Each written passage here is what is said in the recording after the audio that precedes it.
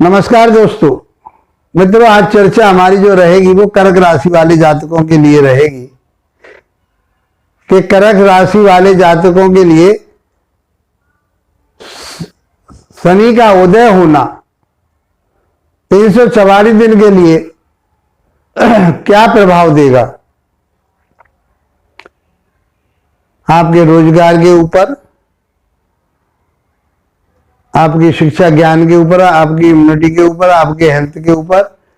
देखिए कहां कहां प्रभाव देते हैं, कैसा प्रभाव देते हैं, उसके बारे में आज हम बात करने वाले हैं। कैरियर कैसा रहेगा, धन कितना कमा पाएंगे, जबकि शनि देव जमीन जायदाद के कारक कहे गए हैं, परिश्रम के कारक कहे गए, न्याय के कारक कहे गए। लेकिन कर्क राशि वाले जातकों के लिए अकारक माने जाते हैं। क्यों अकारक का माने जाते हैं? कि 10वें भाव के स्वामी हैं और वो 7वें भाव के स्वामी हैं और 8वें भाव के स्वामी। अष्टम भाव अच्छा नहीं होता और ये अष्टम भाव में गोचर कर रहे हैं। ये गोचर जो चल रहा है इनका वो अष्टम भाव में चल रहा है। अष्टम भाव होता है स्ट्रगल का, परेशानियों का, अड़चनों का, चोट फेंट का, रिसर्च वर्क का भी होता है। स्ट्रगल के साथ ये रिसर्च वर्क या गुप्त धन का भी होता है। तो शनि यहां बैठ करके, शनि वैसे अष्टम भाव में ही परिणाम दे पाते हैं, लेकिन अष्टम भाव तो अष्टम भाव है, अशुभ माना जाता है इसको। तो आपको आध्यात्मिक से जोड़ेंगे, ये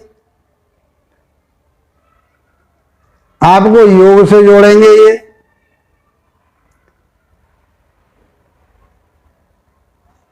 आपके लिए अष्टम भाव में बैठ करके, क्योंकि दाम्पत्य जीवन के स्वामी हैं, तो आपके दाम्पत्य में कहीं न कहीं ये परेशानी देंगे। पुरुष की पत्रिका है तो स्त्री के लिए, और स्त्री की पत्रिका है तो पुरुष के लिए दाम्पत्य जीवन में परेशानी होने की संभावना बनती है, चोट फेंट लगने की संभावना बनती है। वाहन आदि वगैरह जब चलाएं तो बहुत सोच समझ करके चलाएं। ऊंचाई से गिरने की संभावना बनती है, तो ऊंचे स्थान पर कहीं आपको चलना है, चाहे वो मोटरसाइकिल है, चाहे आप साइकिल से कर रहे हैं या बेड पे हैं या किसी ऐसी जगह वर्क कर रहे हैं कि आपको किसी ऊंचे स्थान पर चढ़ना पड़ता है सीढ़ी के माध्यम से या किसी भी माध्यम से, तो ऊपर से गिरने के चांसेस हो जाते हैं। ससुराल पक्ष से विशेष रूप से ध्यान रखिए कि ससुराल पक्ष से परेशानी हो सकती है, उनसे मनमुटाव हो सकता है, इस बात का आपको ध्यान रखना पड़ेगा। तीसरी दृष्टि मैंने बताया कि शनि के पास 3 दृष्टियां होती हैं। जहां बैठते हैं वहां से तीसरे घर को देखते हैं, 7वें घर को देखते हैं और 10वें घर को देखते हैं। तो 8वें भाव में बैठ करके शनि देव आपके कैरियर भाव को देखेंगे, 10वें भाव को देखेंगे तीसरी दृष्टि से, 7वीं दृष्टि से आपके धन भाव को, परिवार भाव को देखेंगे और 10वीं दृष्टि से आपके पंचम भाव को देखेंगे। तो तीनों स्थान बहुत महत्व रखते हैं और वहां पर अकारक शनि की दृष्टि जा रही है। अब मित्रों यही बात यहां समझने की है कि आपके लिए कैरियर में क्या देंगे। तो 10वें भाव पर जा रही है दृष्टि तीसरी।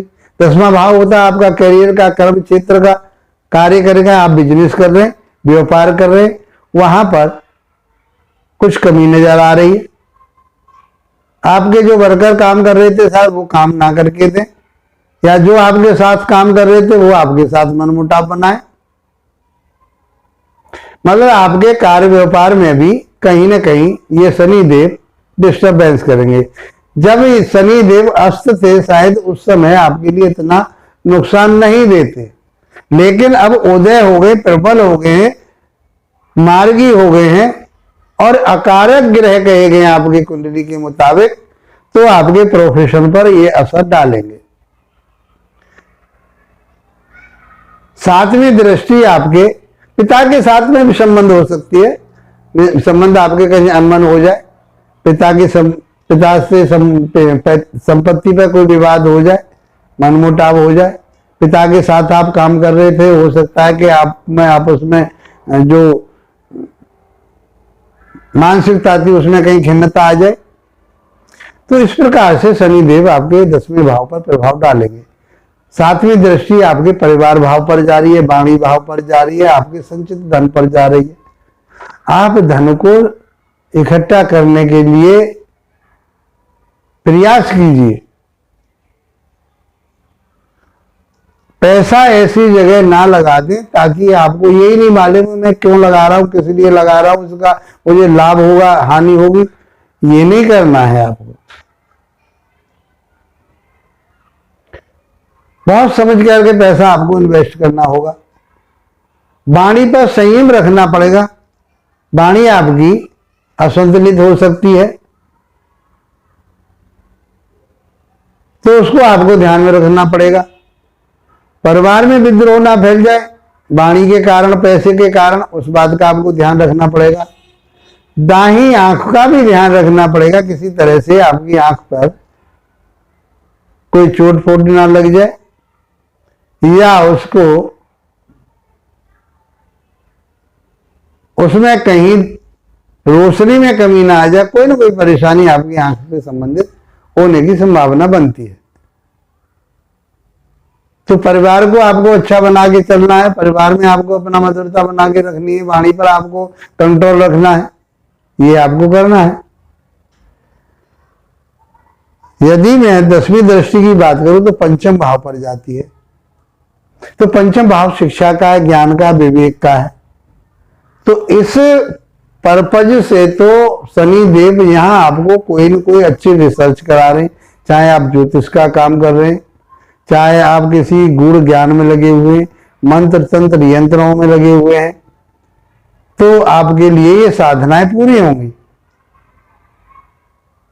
ऐसे योग में ध्यान में लगे हुए, मेडिटेशन में लगे हुए हैं, वो आपके लिए बेनिफिट में जाएंगे। आप शिक्षा ग्रहण कर रहे हैं, आप किसी सब्जेक्ट पर रिसर्च कर रहे हैं, वो पूरा हो जाएगा। संतान के लिए कुछ अशुभ कहा है कि संतान के स्वास्थ्य के लिए आपको ध्यान रखना पड़ेगा कि संतान के स्वास्थ्य में कहीं परेशानी ना आए, या संतान जहाँ शिक्षा ग्रहण कर रही है उसमें कोई अड़चने ना आए, कोई उनके बैक नहीं आ जाए, उसमें सब्जेक्ट में किसी विषय में उनके बैक आ सकती है या कम नंबर आ सकते हैं। आपके लिए भी ये काम सोच समझ कर करना पड़ेगा कि मेरी कहीं इन चीजों में कमी ना आए। अब ये स्थिति यदि आपकी बनती है तो क्या करें? तो सबसे पहले हनुमान चालीसा का पाठ करें और बाबा भोलेनाथ की आराधना करें, प्रतिदिन जल चढ़ाएं उनके लिए, और शनि के बीज मंत्रों का जाप करें। शनिवार के दिन पीपल के वृक्ष के नीचे सरसों के तेल का दीपक जरूर जलाएं। तो मैं समझता हूं कि यदि आपके लिए कई पीड़ा कारक हैं और इसके बावजूद आपकी पत्रिका में भी वो पीड़ित है, तो ये समय और उसकी ही शनि की ही दशा अंतर्दशा आ रही है, तो आपके लिए ज्यादा सोचने की जरूरत है। तो आपको सोचना पड़ेगा, समझना पड़ेगा आपको। तो क्या करना है? आपको हनुमान चालीसा का नित्य पाठ करना है, बाबा भोलेनाथ की आराधना करनी है, शिव जी के भी आपके शनिदेव के बीज मंत्रों का जाप करना, पीपल के वृक्ष के नीचे शनिवार के दिन सरसों के तेल का दीपक जलाना है। मैं समझता हूं कि ये आसानी से समय आपका निकलेगा और आई हुए जो कष्ट है, जो आई हुई परेशानियां, वो आसानी से दूर हो जाएंगे। मित्रों, आपके उन्नति हो, तरक्की हो, इसी के साथ आप लोगों का धन्यवाद। नमस्कार।